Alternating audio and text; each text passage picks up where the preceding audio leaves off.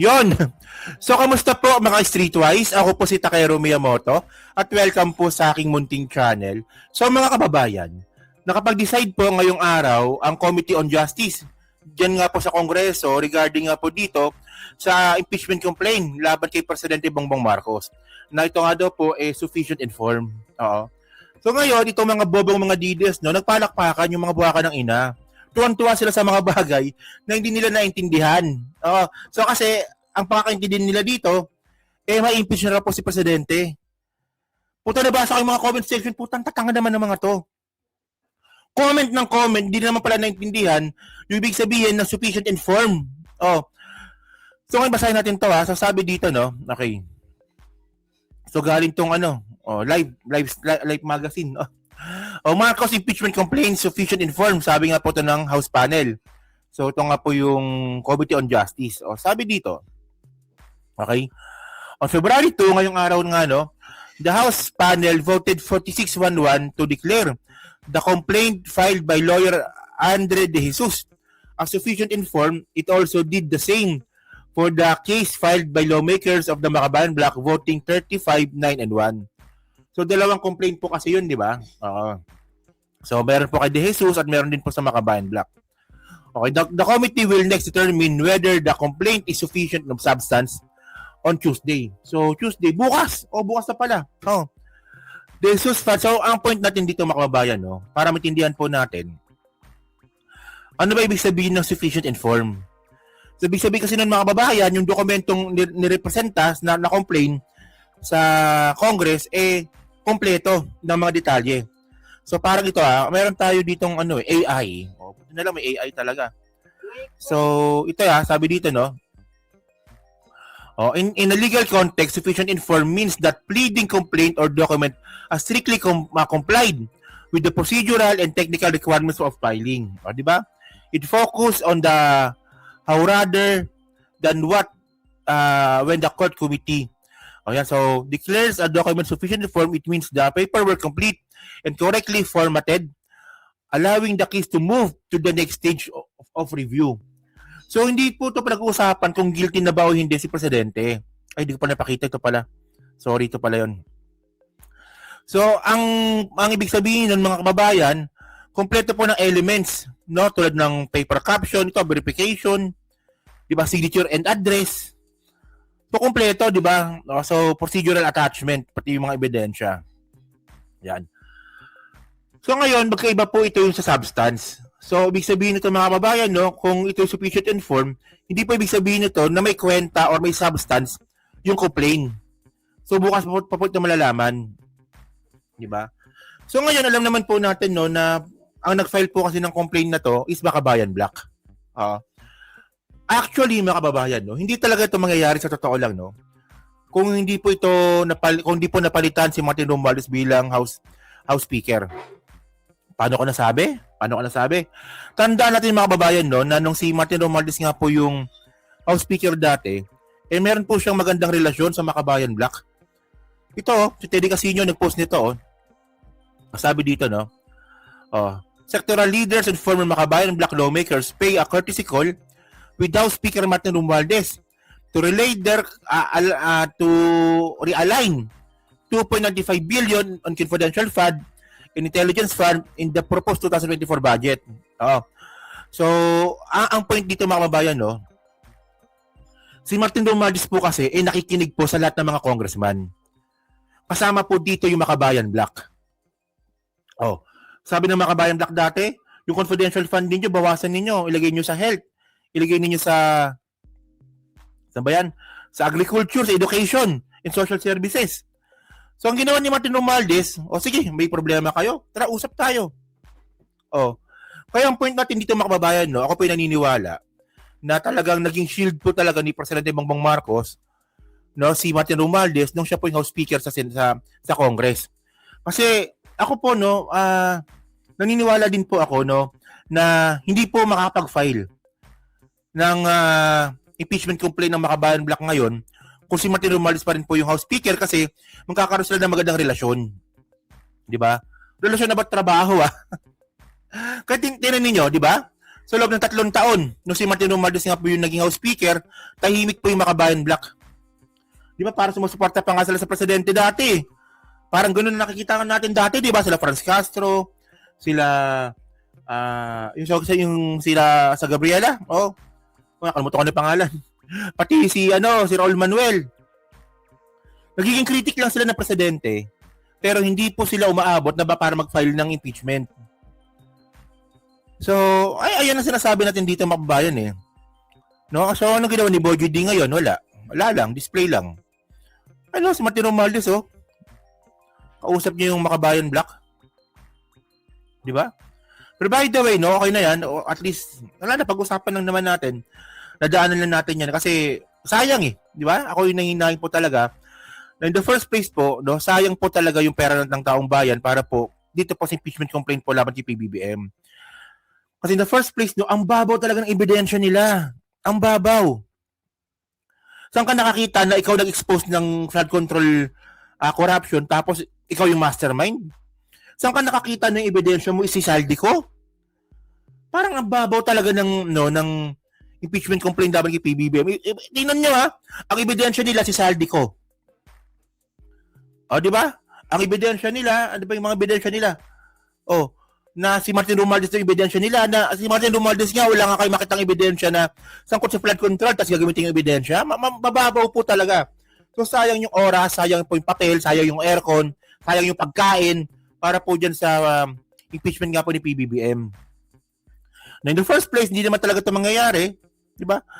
Kung hindi napalitan si Martin Romualdez. Kaya doon sa mga ingot-ingot, no, na anti-Romualdez po dyan, so dapat mapag-isipan nyo to, no? Na kung dati nga po lahat ng congressman ay kinakausap ni Martin Romualdez para nga po sa presidente kay Presidente Bongbong Marcos, di ba? Kahit po Makabayan Bloc po yan, sana na-appreciate nyo naman ngayon. Di ba? So ngayon mga kababayan, tulad na sinabi ko nga kanina, na sayang yung mga papel po dyan, ito rin po yung dahilan nga po ni Congressman Benny Abante. Actually, si Benny Abante pala isa sa mga pumirma na wag nang ituloy itong impeachment complaint. So, ito panoorin natin ito. Kung ano ba yung dahilan niya. Actually, ngayon ko lang mapapanood to eh. Sige. Ito ba yun? Sige, tingnan natin. To walk out of this hearing right now. To walk out. The manifestation is noted. We have concluded the determination in form of both.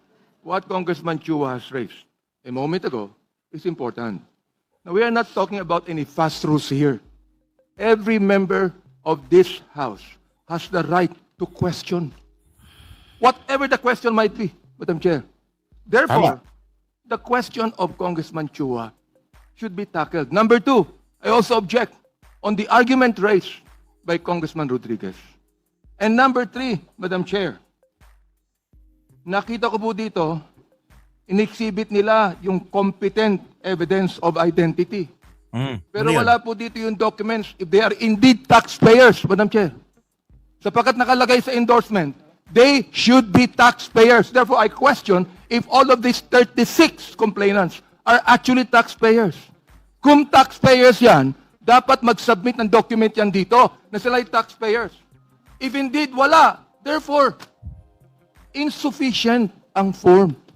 So kulang yung So tandaan nyo pag sinabing sufficient informed, ibig sabihin nun, kompleto lahat ng dokumento. O nga naman, kung taxpayers naman pala yung nagrereklamo, ba't wala kayong evidence na nagbabayad kayo ng tax? Di ba mali ba namin na tax evader din pala kayo? Kayo tama naman, no? Pinapaliwanag dito. And therefore, Madam Chair, I object. The chair declares the Masa et al. Complaint sufficient in form. Yes! Tangina, Lisa Masa. Diyos ko! Lisa Masa. Madam Chair, The Honorable Abante. it is very clear that there is insufficiency in form. Very clear po yan. And I'm so glad for the rest of those, my colleagues that supported my objection. And therefore, realizing that this is actually an exercise in futility and a waste of the people's money, I therefore would like to walk out of this hearing right now. The manifestation. Parang parang natutuwa pa si Luister nung binabanggit niya nga po na sufficient informed, no?